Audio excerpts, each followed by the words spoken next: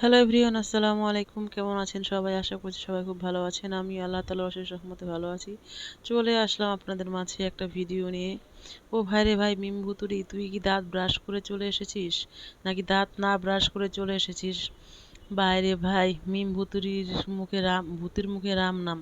মানে শাশুড়ির অপমানের প্রতিশোধ নিতে এখন ভালো একটা বৌমা আমাদের মিম ভুতুড়ি, হ্যাঁ, সে চলে এসেছে।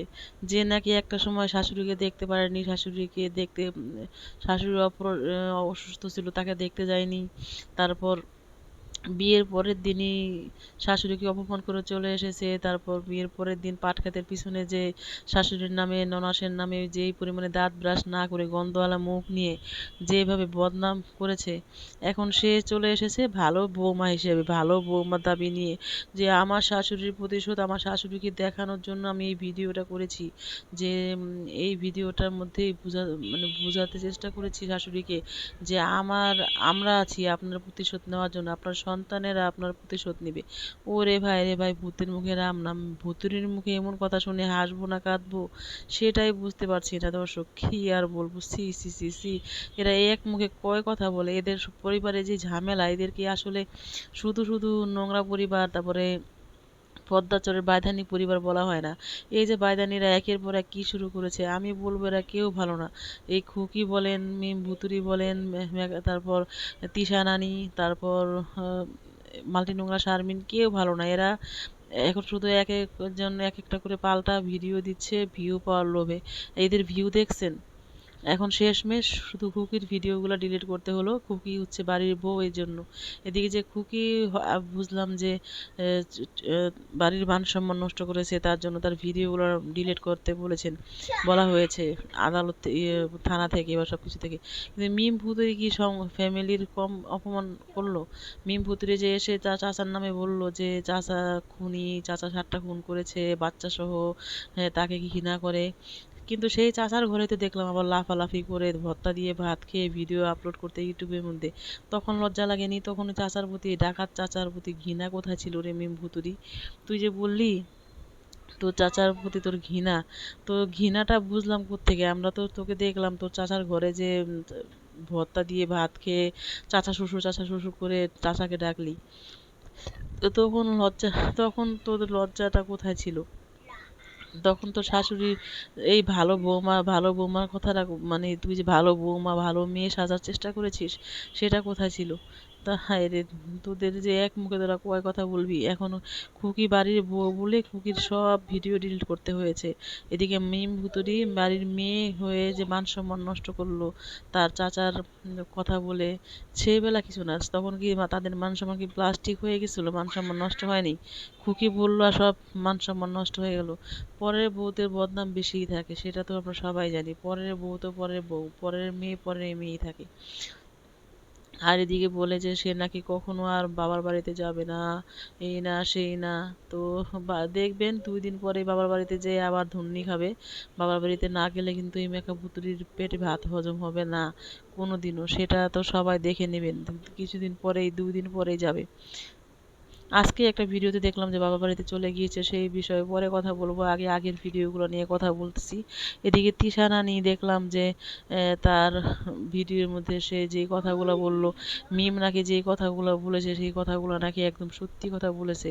আমার মিম যা বলেছে সব সত্যি। তা তোর মিম যা বলেছে সব সত্যি যদি হয়, তাহলে ভাদাইমা শাহিন আবার এসে যে বললো যে মিম যা বলেছে সবকিছু বানোয়াট, সবকিছু মিথ্যা কথা, ছোটবেলা থেকে কি শুনেছে না শুনেছে। আসলে এটা কি কখনো হয়? ছোটবেলা থেকে কি শুনে না শুনে একটা এত বড় একটা ধারী মহিলা ছোটবেলা থেকে একটা মিথ্যা কথা জেনে আসলো যে চাচা চাচা খুনি। এদিকে ভাদাইমা শাহিন দেখলাম যে বলল তার যে চাচাকে সম্বন্ধে যা বলেছে সবই হচ্ছে মিথ্যা কথা। এখন আমরা কার কথা বিশ্বাস করব দর্শক? আমরা কি তাদের বাড়িতে যে দেখে এসেছি? তো এখন নিজেরা নিজেদের রোস্টিং করে সেই বেলায় কিছু নেই, কিন্তু অন্যরা যদি রোস্টিং করে, অন্যরা যদি কথা বলে, তখন তাদের কি আতে ঘা লাগে। এখন তিশা নানি বলবে যে আপনারা যে আমাদের নামে গীবত করেন, যেগুলো দিয়ে রান্না করেন ভিডিওতে দেখিয়ে দেখিয়ে গীবত করেন, সেগুলো বাচ্চাদের খাওয়ান, বাচ্চাদের কি পেট পেট খারাপ হয় না, এই না সেই না। তো এইগুলা যে বলে তোদের তোদের বাচ্চাদের পেট খারাপ হয় না, তোদের বাচ্চার কিছু হয় না, তোদের কিছু হয় না কেন? তোরা তো ভিডিও মধ্যে এইসব এসব দেখিয়ে তো নাক ফুটাকুটি করে ভিডিও করিস, তোদের ভিডিওতে দেখার মতো কিছু আছে? ভিডিওর সামনে এসে নাক ফুটবি, এক একটা চোখ ফুটবি, তো তোদের ভিডিওতে শুধু এইগুলো দেখা ছাড়া কিছু নেই। তোদের ভিডিও তাহলে তোদের বাচ্চাদের কিছু হয় না? তোরাও তো রান্না বাড়া দেখিয়ে ভিডিও করিস, রোস্টিং করিস। এ তিশা নানি এমন কাউকে বাকি আছে যে রোস্টিং করেনি?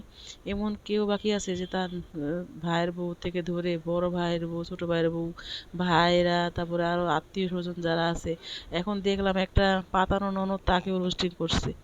পাতানো ননদ থেকে কত কিছু গিফট নিল, দেখলাম সেই পাতানো ননদ কত কিছু গিফট পাঠিয়েছে। এখন সেই পাতানো ননদ খারাপ হয়ে গিয়েছে, একটা উচিত কথা বলে দিয়েছে যে পাতানো ননদ একটা উচিত কথা বলেছে যে তোরা তো ডাকাত পরিবার। তো পাতানো ননদ তো ঠিক কথাই বলেছে, তোরাই তো নিজেরাই স্বীকার করেছিস যে তোরা হচ্ছে ডাকাত পরিবার।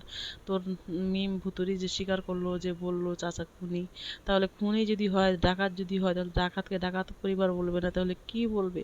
তোরা নিজেরা নিজেদের একটু চিন্তা করে দেখিস। তোরা ইউটিউবে এসে নিজেদের কাপড় চোপড় খুলে নিজেদেরাই ন্যাংটা হস, আবার মানুষ যদি সেগুলো নিয়ে কথা বলে, তখন হয়ে যায় রোস্টারদের দোষ, রোস্টাররা রোস্টিং করে তোদেরকে নিয়ে, তাই না? তো তোদের এইদিকে দেখলাম সবুজ একটা ভিডিও নিয়ে এসেছে যে তাদের কোনো চ্যানেল নেই, কিছু নেই, তারপর তাদেরকে নিয়ে কেন কথা বলা হয়, তাদেরকে নিয়ে যেন আর কথা না বলা হয়। আসলে এই কথাটা সত্যি, তাদের তো আসলে কোনো চ্যানেল নেই, কিছু নেই, সোশ্যাল মিডিয়াতে কোনো আগমন নেই তাদের, তাহলে তাদেরকে নিয়ে কেন এত কথা বলা হচ্ছে? তো সে কে শুনে কার কথা? একের পর এক ভিডিওর বুলেট মানে ছুঁড়েই যাচ্ছে। খুকি থেকে দূরে তিশা নানিও একই অবস্থা। এখন দূরে থেকেও সে মানে গপ্পচাদামি করে বসে বসে কতগুলো ভিডিও করে টাকা ইনকাম করতেছে। তো এটাই হচ্ছে তাদের নেচার। তাদের ভিডিও দেখার মতো কিছু নেই, আপনারা তাদের ভিডিও একদম দেখবেন না দর্শক। তাদের ভিডিওতে শিক্ষামূলক কিছু নেই। দেখেন একটা ফ্যামিলিতেও আছে তাদের একটা একটা মানুষ কি ভালো, একটা মানুষ কি তারা ভালো ভিডিও করে যে আপনারা কিছু শিখবেন তাদের ভিডিওতে? তাদের ভিডিওতে শুধু শেখার আছে কীভাবে ঝগড়াঝাটি করতে হয়, কীভাবে মারামারি করতে হয়, তাদের ভাষায় কীভাবে ঝামেলা করতে হয়। তারা যে ভাষাগুলো বলে সেই ভাষায় বললাম, তারা শুধু জানে ঝামেলা, ঝগড়াঝাটি, এইগুলাই জানে, আর কিচ্ছু জানে না।